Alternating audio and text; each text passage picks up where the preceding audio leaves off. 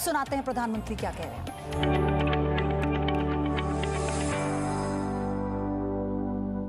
मेरे प्यारे देशवासियों, नमस्कार।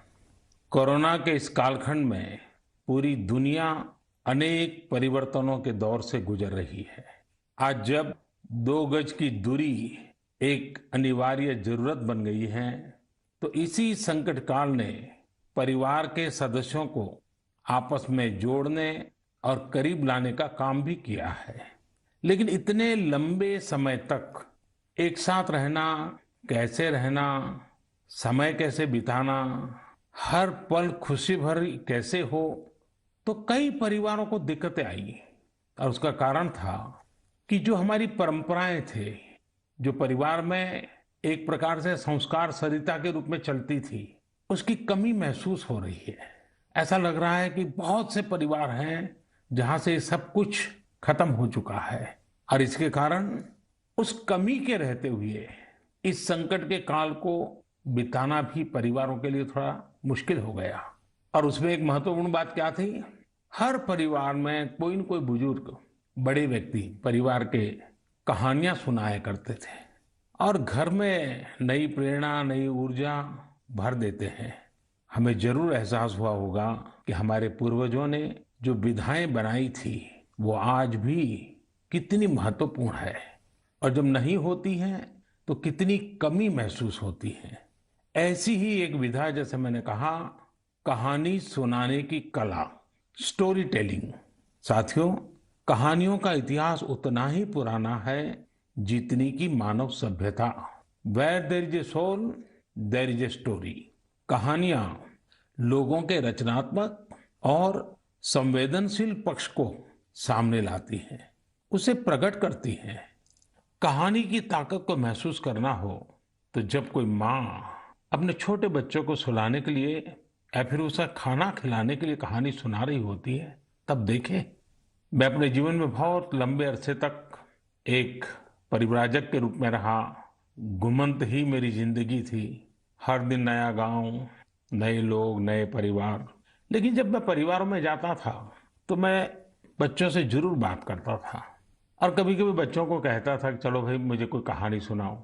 तो मैं हैरान था, बच्चे मुझे कहते थे, नहीं अंकल, कहानी नहीं, हम चुटकुला सुनाएंगे। और मुझे भी वो यही कहते थे कि अंकल आप हमें चुटकुला सुनाओ। यानी उनको कहानी से कोई परिचय ही नहीं था। ज्यादातर उनकी जिंदगी चुटकुलों में समाहित हो गई थी। साथियों, भारत में कहानी कहने की या कहें किस्सा गोई की एक समृद्ध परंपरा रही है। हमें गर्व है कि हम उस देश के वासी हैं जहां हितोपदेश और पंचतंत्र की परंपरा रही है, जहां कहानियों में पशु पक्षियों और परियों की काल्पनिक दुनिया गढ़ी गई ताकि विवेक और बुद्धिमत्ता की बातों को आसानी से समझाया जा सके। हमारे यहाँ कथा की परंपरा रही है। ये धार्मिक कहानियां कहने की प्राचीन पद्धति है। इसमें कथाकालक्षेपम भी शामिल रहा है। हमारे यहाँ तरह तरह की लोक कथाएं प्रचलित हैं। तमिलनाडु और केरल में कहानी सुनाने की बहुत ही रोचक पद्धति है। इसे विल्लू पाठ कहा जाता है। इसमें कहानी और संगीत का बहुत ही आकर्षक सामंजस्य होता है। भारत में कठपुतली की जीवंत परंपरा भी रही है। इन दिनों साइंस और साइंस फिक्शन से जुड़ी कहानियां एवं कहानी कहने की विधा लोकप्रिय हो रही है। मैं देख रहा हूं कि कई लोग किस्सा गोई की कला को आगे बढ़ाने के लिए सराहनीय पहल कर रहे हैं। मुझे gaathastory.in जैसी वेबसाइट के बारे में जानकारी मिली, जिसे अमर व्यास बाकी लोगों के साथ मिलकर चलाते हैं। अमर व्यास IIM अहमदाबाद से MBA करने के बाद विदेशों में चले गए, फिर वापस आए। इस समय बेंगलुरु में रहते हैं और समय निकालकर कहानियों से जुड़ा इस प्रकार का रोचक कार्य कर रहे हैं।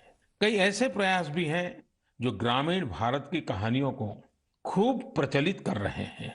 वैशाली व्यवहारे देशपांडे जैसे कई लोग हैं जो इसे मराठी में भी लोकप्रिय बना रहे हैं। चेन्नई की श्री विद्या वीर राघवन भी हमारी संस्कृति से जुड़ी कहानियों को प्रचारित प्रसारित करने में जुटी है। वहीं कथालय और the Indian story telling network नाम की 2 वेबसाइट भी इस क्षेत्र में जबरदस्त कार्य कर रही हैं। गीता रामानुजम ने kathalaya.org में कहानियों को केंद्रित किया है। वहीं the Indian story telling network के जरिए भी अलग अलग शहरों के स्टोरी टेलर्स का नेटवर्क तैयार किया जा रहा है। बेंगलुरु में एक विक्रम श्रीधर है जो बापू से जुड़ी कहानियों को लेकर बहुत उत्साहित हैं। और भी कई लोग इस क्षेत्र में काम कर रहे होंगे। आप जरूर उनके बारे में सोशल मीडिया पर शेयर करें। आज हमारे साथ बेंगलुरु स्टोरी टेलिंग सोसाइटी की बहन अपर्णा अथरे और अन्य सदस्य जुड़े हैं। आइए उन्हीं से बात करते हैं और जानते हैं उनके अनुभव। हेलो। नमस्कार आदरणीय प्रधानमंत्री जी, कैसे हैं आप? मैं ठीक हूँ, आप कैसे हैं अपर्णा जी? बिल्कुल बढ़िया सर जी। सबसे पहले मैं बैंगलोर स्टोरी टेलिंग सोसाइटी की ओर से धन्यवाद देना चाहती हूँ कि आपने हमारे जैसे कलाकारों को इस मंच पे बुलाया है और बात कर रहे हैं। और मैंने सुना है कि आज तो शायद आपकी पूरी टीम भी आपके साथ बैठी हुई है। जी जी बिल्कुल बिल्कुल सर। तो अच्छा होगा कि आपकी टीम का परिचय करवा दें ताकि मन की बात के जो श्रोता है उनको परिचय हो जाए कि आप लोग कैसा बड़ा अभियान चला रहे हैं। सर, मैं अपर्णा अत्रेया हूँ। मैं 2 बच्चों की माँ हूँ, एक भारतीय वायुसेना के अफसर की बीवी हूँ और एक पैशनेट स्टोरी टेलर हूँ सर। स्टोरी टेलिंग की शुरुआत 15 साल पहले हुई थी जब मैं सॉफ्टवेयर इंडस्ट्री में काम कर रही थी। तब मैं CSR प्रोजेक्ट्स में वॉलंटरी काम करने के लिए जब गई थी तब हजारों बच्चों को कहानियों के माध्यम से शिक्षा देने के मौका मिला। और ये कहानी जो मैं बता रही थी वो अपनी दादी माँ से सुनी थी। लेकिन जब कहानी सुनने वक्त मैं जो खुशी उन बच्चों में देखा, मैं क्या बोलूँ आपको, कितनी मुस्कुराहट थी, कितनी खुशी थी। तो उसी समय मैंने तय किया कि स्टोरी टेलिंग मेरे जीवन का एक लक्ष्य होगा सर।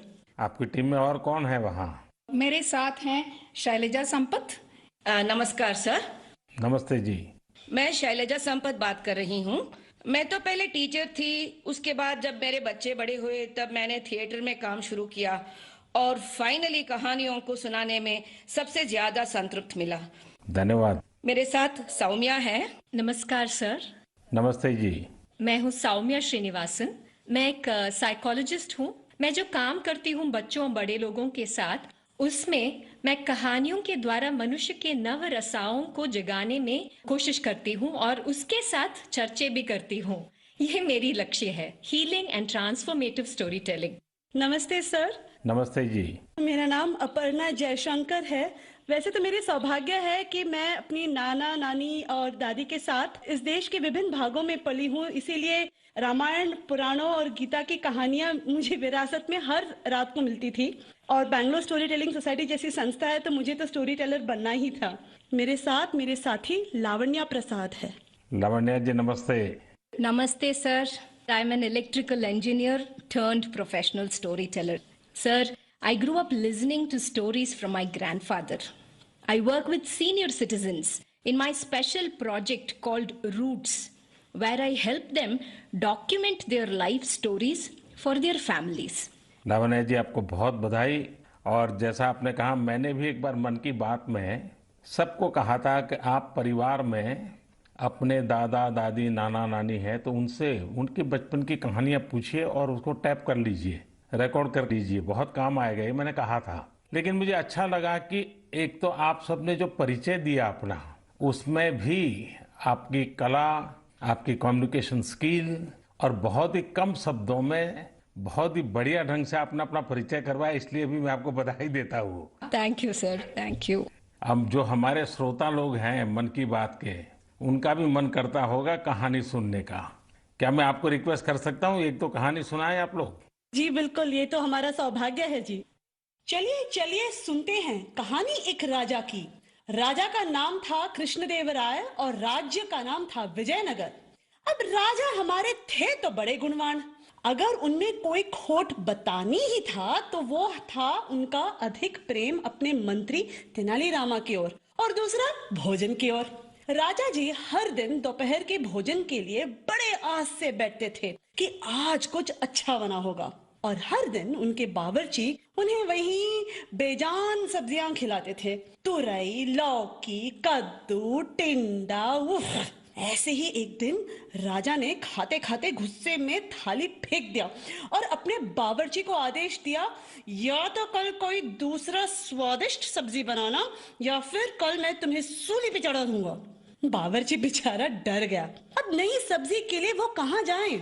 बावर्ची भागा भागा चला सीधे तेनालीरामा के पास और उसे पूरी कहानी सुनाई। सुनकर तेनालीरामा ने बावर्ची को उपाय दिया। अगले दिन राजा दोपहर के भोजन के लिए आए और बावर्ची को आवाज दिए, आज कुछ नया स्वादिष्ट बना है या मैं सूली तैयार कर दूं?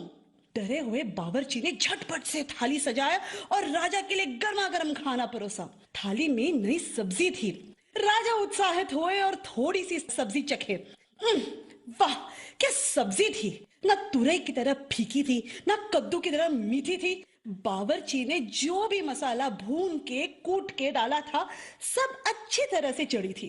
उंगलियां चाटते हुए संतुष्ट राजा ने बावर्ची को बुलाया और पूछा कि ये कौन सी सब्जी है, इसका नाम क्या है? जैसे सिखाया गया था वैसे ही बावर्ची ने उत्तर दिया, महाराज ये मुकुटधारी बैंगन है। प्रभु, ठीक आप ही की तरह यह भी सब्जियों का राजा है और इसीलिए बाकी सब्जियों ने बैंगन को मुकुट पहनाया। राजा खुश हुए और घोषित किए, आज से हम यही मुकुटधारी बैंगन खाएंगे और सिर्फ हम ही नहीं, हमारे राज्य में भी सिर्फ बैंगन ही बनेगा और कोई सब्जी नहीं बनेगी। राजा और प्रजा दोनों खुश थे। यानी पहले पहले तो सब खुश थे कि उन्हें नई सब्जी मिली है, लेकिन जैसे ही दिन बढ़ते गए सुर थोड़ा कम होता गया। एक घर में बैंगन भरता तो दूसरे के घर में बैंगन भाजा, एक के यहाँ कत्ते का सांबार तो दूसरे के यहाँ वांगी बात। एक ही बैंगन बेचारा कितना रूप धारण करे। धीरे धीरे राजा भी तंग आ गए। हर दिन वही बैंगन। और एक दिन ऐसे आया कि राजा ने बावर्ची को बुलाया और खूब डांटा, तुमसे किसने कहा कि बैंगन के सर में मुकुट है? इस राज्य में अब से कोई बैंगन नहीं खाएगा। कल से बाकी कोई भी सब्जी बनाना, लेकिन बैंगन मत बनाना। जैसे आपकी आज्ञा महाराज, कह के बावर्ची सीधा गया तेनालीरामा के पास। तेनालीरामा ने के पांव पड़ते हुए कहा कि मंत्री जी धन्यवाद, आपने हमारी प्राण बचा ली। आपके सुझाव के वजह से हम कोई भी सब्जी राजा जी को खिला सकते हैं। तेनालीरामा हंसते हुए कहा, वो मंत्री ही क्या जो राजा को खुश न रख सके। और इसी तरह राजा कृष्णदेवराय और मंत्री तेनालीरामा की कहानियां बनती रही और लोग सुनते रहे। धन्यवाद। आपने बात में इतनी एग्जैक्टनेस थी, इतनी बारीकियों को पकड़ा था। मैं समझता हूँ बच्चे बड़े जो भी सुनेंगे कई चीजों का स्मरण रखेंगे। बहुत बढ़िया ढंग से आपने बताया। और विशेष कोइंसिडेंस ऐसा है कि देश में पोषण माह चल रहा है और आपकी कथा भोजन से जुड़ी हुई है। और मैं जरूर ये जो स्टोरी टेलर्स आप लोग हैं और भी लोग हैं, हमें किस प्रकार से हमारे देश की नई पीढ़ी को हमारे महान महापुरुष, महान माताएं बहनें जो हो गई हैं, कथाओं के माध्यम से उनके साथ कैसे जोड़ा जाए। हम कथा शास्त्र को और अधिक कैसे प्रचारित करें, पॉपुलर करें और हर घर में अच्छी कथा कहना, अच्छी कथा बच्चों को सुनाना, ये जाने जीवन की बहुत बड़ी क्रेडिट हो। ये वातावरण कैसे बनाए, उस दिशा में हम सब ने मिलकर काम करना चाहिए। लेकिन मुझे बहुत अच्छा लगा आप लोगों से बात करने कर और मैं आप सबको बहुत शुभकामनाएं देता हूँ। धन्यवाद। धन्यवाद सर। कहानी के द्वारा संस्कार सरिता को आगे बढ़ाने वाली इन बहनों को हमने सुना। मैं जब उनसे फोन पे बात कर रहा था, इतनी लंबी बात थी, तो मुझे लगा कि मन की बात के समय की सीमा है, तो मेरे उनसे जो बातें हुई है वो सारी बातें मैं मेरे नरेंद्र मोदी ऐप पर अपलोड करूंगा। पूरी कथाएं जरूर वहां सुनिए। अभी मन की बात में तो मैंने उसका बहुत छोटा सा अंश ही आपके सामने प्रस्तुत किया है। मैं जरूर आपसे आग्रह करूंगा, परिवार में हर सप्ताह आप कहानियों के लिए कोई समय निकालिए और ये भी कर सकते हैं कि परिवार के हर सदस्य को हर सप्ताह के लिए एक विषय तय करें। जैसे मानो करुणा है, संवेदनशीलता है, पराक्रम है, त्याग है, शौर्य है, कोई एक भाव। और परिवार के सभी सदस्य उस सप्ताह एक ही विषय पर सबके सब लोग कहानी ढूंढेंगे और परिवार के सब मिलकर के एक एक कहानी कहेंगे। आप देखिए परिवार में कितना बड़ा खजाना हो जाएगा, रिसर्च का कितना बढ़िया काम हो जाएगा, हर किसी को कितना आनंद आएगा और परिवार में एक नई प्राण, नई ऊर्जा आएगी। उसी प्रकार से हम एक काम और भी कर सकते हैं। मैं कथा सुनाने वाले सबसे आग्रह करूंगा, हम आजादी के 75 वर्ष मनाने जा रहे हैं। क्या हम हमारी कथाओं में पूरे गुलामी के कालखंड की जितनी प्रेरक घटनाएं हैं उनको कथाओं में प्रचारित कर सकते हैं? विशेषकर 1857 से 1947 तक हर छोटी मोटी घटना से हम हमारी नई पीढ़ी को कथाओं के द्वारा परिचित करा सकते हैं। मुझे विश्वास है कि आप लोग जरूर इस काम को करेंगे। कहानी कहने की ये कला देश में और अधिक मजबूत बने और अधिक प्रचारित हो और सहज बने, इसलिए आओ हम सब प्रयास करें। मेरे प्यारे देशवासियों, आइए कहानियों की दुनिया से अब हम 7 समंदर पार चलते हैं। ये आवाज सुनिए। नमस्ते भाइयों और बहनों, मेरा नाम शेरू डमले है। मैं वेस्ट अफ्रीका के एक देश माली से हूँ। मुझे फरवरी में भारत में विश्व के सबसे बड़े धार्मिक त्योहार कुंभ मेला में शामिल होने का अवसर मिला। मेरे लिए ये बहुत ज्यादा गर्व की बात है। मुझे कुंभ मेला में शामिल होकर बहुत अच्छा लगा और भारत के कल्चर को देखकर बहुत कुछ सीखने को मिला। मैं विनती करना चाहता हूँ कि हम लोगों को एक बार फिर भारत विजिट करने का अवसर दिया जाए ताकि हम और भारत के बारे में सीख सकें। नमस्ते। है ना मजेदार? तो ये थे माली के सेदू देम्बेले। माली भारत से दूर पश्चिम अफ्रीका का एक बड़ा और लैंडलॉक्ड देश है। सेदू देम्बेले माली के एक शहर कीटा के एक पब्लिक स्कूल में शिक्षक हैं। वे बच्चों को इंग्लिश, म्यूजिक और पेंटिंग, ड्राइंग पढ़ाते हैं, सिखाते हैं। लेकिन उनकी एक और पहचान भी है। लोग उन्हें माली के हिंदुस्तान का बाबू कहते हैं और उन्हें ऐसा कहलाने में बहुत गर्व की अनुभूति होती है। प्रत्येक रविवार को दोपहर बाद वे माली में 1 घंटे का रेडियो कार्यक्रम प्रस्तुत करते हैं। इस कार्यक्रम का नाम है Indian frequency on Bollywood songs. इसे वे पिछले 23 वर्षों से प्रस्तुत करते आ रहे हैं। इस कार्यक्रम के दौरान वे फ्रेंच के साथ साथ माली की लोक भाषा बमबारा में भी अपनी कमेंट्री करते रहे और बड़े नाटकीय ढंग से करते हैं। भारत के प्रति उनके मन में अगाध प्रेम है। भारत से उनके गहरे जुड़ाव की एक और वजह यह भी है कि उनका जन्म भी 15 अगस्त को हुआ था। सेदू जी ने 2 घंटे का एक और कार्यक्रम अब प्रत्येक रविवार रात 9 बजे शुरू किया है। इसमें वे बॉलीवुड की एक पूरी फिल्म की कहानी फ्रेंच और बमबारा में सुनाते हैं। कभी कभी किसी इमोशनल सीन के बारे में बात करते समय वे स्वयं भी और उनके श्रोता भी एक साथ रो पड़ते हैं। सेदू जी के पिता ने ही भारतीय संस्कृति से उनकी पहचान करवाई थी। उनके पिता सिनेमा थिएटर में काम करते थे और वहां भारतीय फिल्में भी दिखाई जाती थी। इस 15 अगस्त को उन्होंने हिंदी में एक वीडियो के माध्यम से भारत के लोगों को स्वतंत्रता दिवस की शुभकामनाएं दी थी। आज उनके बच्चे भारत का राष्ट्रगान आसानी से गाते हैं। आप ये दोनों वीडियो जरूर देखें और उनके भारत प्रेम को महसूस करें। सेदू जी ने जब कुंभ का दौरा किया था और उस समय वे उस डेलीगेशन का हिस्सा थे जिससे मैं मिला था। भारत के लिए उनका इस प्रकार का जुनून, स्नेह और प्यार वाकई हम सब के लिए गर्व की बात है। मेरे प्यारे देशवासियों, हमारे यहाँ कहा जाता है, जो जमीन से जितना जुड़ा होता है वो बड़े से बड़े तूफानों में भी उतना ही अड़िग रहता है। कोरोना के इस कठिन समय में हमारा कृषि क्षेत्र, हमारा किसान इसका जीवंत उदाहरण है। संकट के इस काल में भी हमारे देश के कृषि क्षेत्र ने फिर अपना दमखम दिखाया है। साथियों, देश का कृषि क्षेत्र, हमारे किसान, हमारे गांव आत्मनिर्भर भारत का आधार है। ये मजबूत होंगे तो आत्मनिर्भर भारत की नींव मजबूत होगी।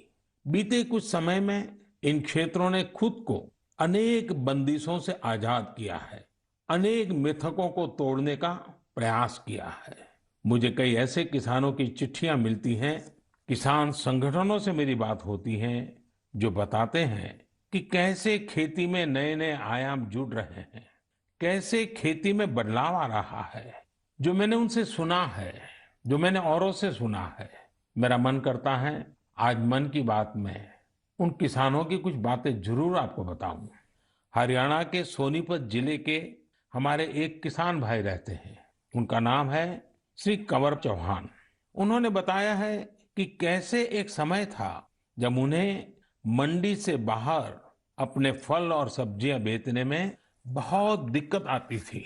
अगर वो मंडी से बाहर अपने फल और सब्जियां बेचते थे तो कई बार उनके फल, सब्जी और गाड़ियां तक जब्त हो जाती थी। लेकिन 2014 में फल और सब्जियों को एपीएमसी एक्ट से बाहर कर दिया गया। इसका उन्हें और आसपास के साथी किसानों को बहुत फायदा हुआ। 4 साल पहले उन्होंने अपने गांव के साथी किसानों के साथ मिलकर एक किसान उत्पादक समूह की स्थापना की। आज गांव के किसान स्वीट कॉर्न और बेबी कॉर्न की खेती करते हैं। उनके उत्पाद आज दिल्ली की आजादपुर मंडी, बड़ी रिटेल चेन तथा 5 स्टार होटलों में सीधे सप्लाई हो रहे हैं। आज गांव के किसान स्वीट कॉर्न और बेबी कॉर्न की खेती से 2.5 से 3 लाख प्रति एकड़ सालाना कमाई कर रहे हैं। इतना ही नहीं, इसी गांव के 60 से अधिक किसान नेट हाउस बनाकर, पॉली हाउस बनाकर टमाटर, खीरा, शिमला मिर्च, इसकी अलग अलग वैरायटी का उत्पादन करके हर साल प्रति एकड़ 10 से 12 लाख रुपए तक की कमाई कर रहे हैं। जानते हैं इन किसानों के पास क्या अलग है? अपने फल सब्जियों को कहीं पर भी किसी को भी बेचने की ताकत है, और ये ताकत ही उनकी इस प्रगति का आधार है। अब यही ताकत देश के दूसरे किसानों को भी मिली है। फल सब्जियों के लिए ही नहीं, अपने खेत में वो जो पैदा कर रहे हैं, धान, गेहूं, सरसों, गन्ना जो उगा रहे हैं, उसको अपनी इच्छा के अनुसार जहां ज्यादा दाम मिले वहीं पर बेचने की अब उनको आजादी मिल गई है। साथियों, 3-4 साल पहले ही महाराष्ट्र में फल और सब्जियों को एपीएमसी के दायरे से बाहर किया गया था। इस बदलाव ने कैसे महाराष्ट्र के फल और सब्जी उगाने वाले किसानों की स्थिति बदली, इसका उदाहरण है Shri Swami Samarth farmers producer company limited. एक किसानों का समूह है। पुणे और मुंबई में किसान साप्ताहिक बाजार खुद चला रहे हैं। इन बाजारों में लगभग 70 गांवों के 4,500 किसानों का उत्पाद सीधे बेचा जाता है, कोई बिचौलिया नहीं। ग्रामीण युवा सीधे बाजार में खेती और बिक्री की प्रक्रिया में शामिल होते हैं। इसका सीधा लाभ किसानों को होता है, गांव के नौजवानों को रोजगार में होता है। एक और उदाहरण तमिलनाडु के थेनी जिले का है। यहाँ पर है तमिलनाडु केला फार्मर प्रोड्यूस कंपनी। ये फार्मर प्रोड्यूस कंपनी कहने को तो कंपनी है, हकीकत में ये किसानों ने मिलकर के अपना एक समूह बनाया है। बड़ा लचीली व्यवस्था है और वो भी 5-6 साल पहले बनाया है। इस किसान समूह ने लॉकडाउन के दौरान आसपास के गांवों से सैकड़ों मीट्रिक टन सब्जियां, फलों और केले की खरीद की और चेन्नई शहर को सब्जी कॉम्बो किट दिया। आप सोचिए कितने नौजवानों को उन्होंने रोजगार दिया। और मजा ये है कि बिचौलियों न होने के कारण किसान को भी लाभ हुआ, उपभोक्ता को भी लाभ हुआ। ऐसा ही एक लखनऊ का किसानों का समूह है। उन्होंने नाम रखा है इरादा फार्मर प्रोड्यूसर। इन्होंने भी लॉकडाउन के दौरान किसानों के खेतों से सीधे फल और सब्जियां ली और सीधे जाकर के लखनऊ के बाजारों में बेची। बिचौलियों से मुक्ति हो गई और मन चाहे उतने दाम उन्होंने प्राप्त किए। साथियों, गुजरात में बनासकांठा के रामपुरा गांव में इस्माइल भाई करके एक किसान है। उनकी कहानी भी बहुत दिलचस्प है। इस्माइल भाई खेती करना चाहते थे, लेकिन अब जैसी ज्यादातर सोच बन गई है, उनके परिवार को भी लगता था कि इस्माइल भाई ये कैसी बात कर रहे हैं। इस्माइल भाई के पिता खेती करते थे, लेकिन इसमें उनको अक्सर नुकसान ही होता था। तो पिताजी ने मना भी किया, लेकिन परिवार वालों के मना करने के बावजूद इस्माइल भाई ने तय किया कि वो तो खेती ही करेंगे। इस्माइल भाई ने सोच लिया था कि खेती घाटे का सौदा है। वही सोच और स्थिति दोनों को बदल कर दिखाएंगे। उन्होंने खेती शुरू की, लेकिन नए तरीकों से, इनोवेटिव तरीके से। उन्होंने ड्रिप से सिंचाई करके आलू की खेती शुरू की और आज उनके आलू एक पहचान बन गए हैं। वो ऐसे आलू उगा रहे हैं जिनकी क्वालिटी बहुत ही अच्छी होती है। इस्माइल भाई ये आलू सीधे बड़ी बड़ी कंपनियों को बेचते हैं। बिचौलियों का नामो निशान नहीं, और परिणाम अच्छा मुनाफा कमा रहे हैं।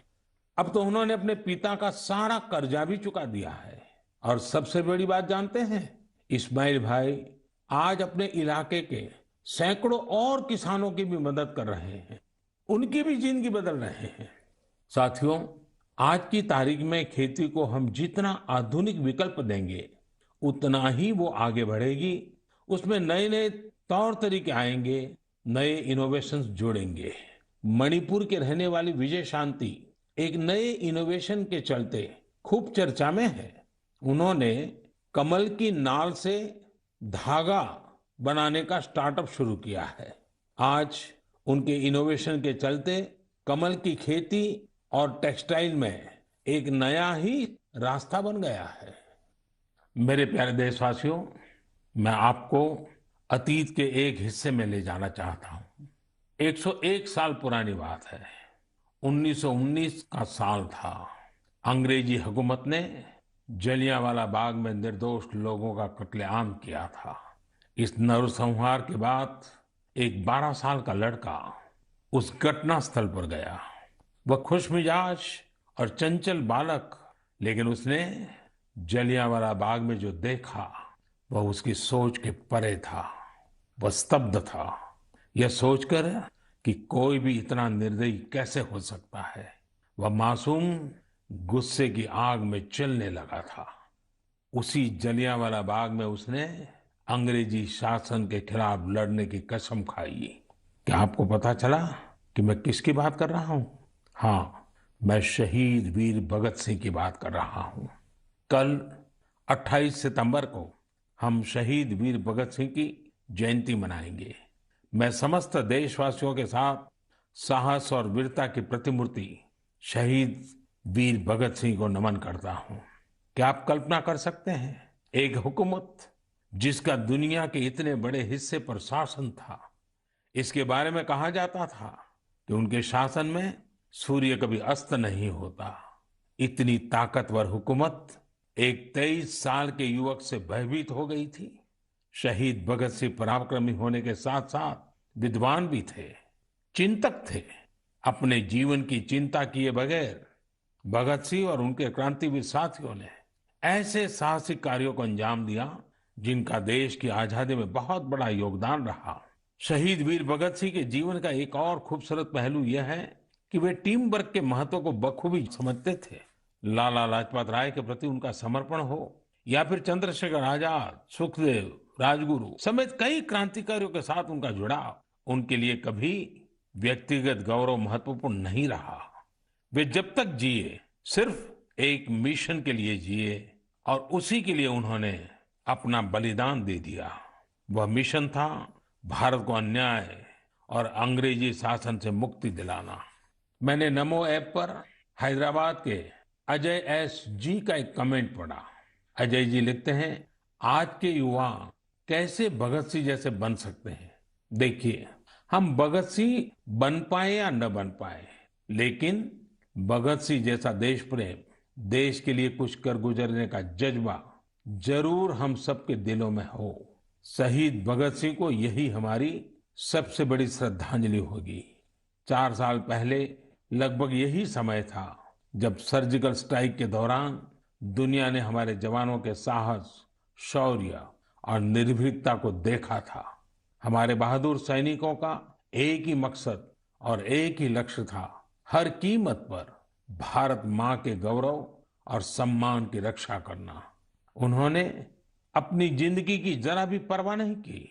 वे अपने कर्तव्य पथ पर आगे बढ़ते गए और हम सब ने देखा कि किस प्रकार वे विजयी होकर के सामने आए, भारत माता का गौरव बढ़ाया।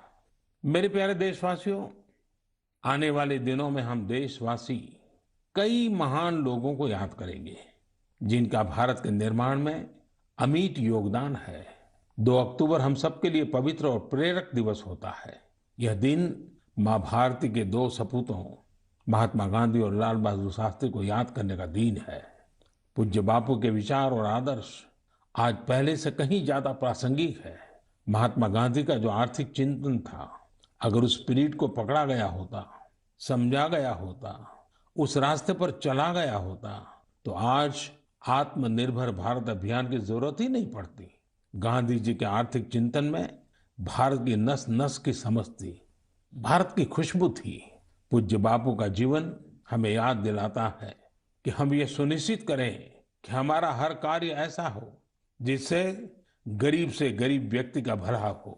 वहीं शास्त्री जी का जीवन हमें विनम्रता और सादगी का संदेश देता है। 11 अक्टूबर का दिन भी हमारे लिए बहुत ही विशेष होता है। इस दिन हम भारत रत्न लोकनायक जयप्रकाश जी को उनकी जयंती पर स्मरण करते हैं। जेपी ने हमारे लोकतांत्रिक मूल्यों की रक्षा में अग्रणी भूमिका निभाई है। हम भारत रत्न नानाजी देशमुख को भी याद करते हैं, जिनकी जयंती भी 11 तारीख को ही है। नानाजी देशमुख जयप्रकाश नारायण जी के बहुत निकट साथी थे। जब जेपी भ्रष्टाचार के खिलाफ जंग लड़ रहे थे तो पटना में उन पर प्राण घातक हमला किया गया था। तब नानाजी देशमुख ने वो वार अपने ऊपर ले लिया था। इस हमले में नानाजी को काफी चोट आई थी, लेकिन जेपी का जीवन बचाने में वो कामयाब रहे थे। इस 12 अक्टूबर को राजमाता विजयाराजे सिंधिया जी की भी जयंती है। उन्होंने अपना पूरा जीवन लोगों की सेवा में समर्पित कर दिया। वे एक राज परिवार से थी। उनके पास संपत्ति, शक्ति और दूसरे संसाधनों की कोई कमी नहीं थी, लेकिन फिर भी उन्होंने अपना जीवन एक मां की तरह वात्सल्य भाव से जन सेवा के लिए खपा दिया। उनका हृदय बहुत उदार था। इस 12 अक्टूबर को उनके जन्म शताब्दी वर्ष के समारोह का समापन दिवस होगा। और आज जब मैं राजमाता जी की बात कर रहा हूं तो मुझे भी एक बहुत ही भावुक घटना याद आती है। वैसे तो उनके साथ बहुत सालों तक काम करने का मौका मिला, कई घटनाएं हैं, लेकिन मेरा मन करता है मैं आज एक घटना का जरूर जिक्र करूं। प्रधानमंत्री के मन की बात जारी है। हमें यहाँ रुकना एक छोटे से ब्रेक के लिए। आप देखते रहिए जी न्यूज।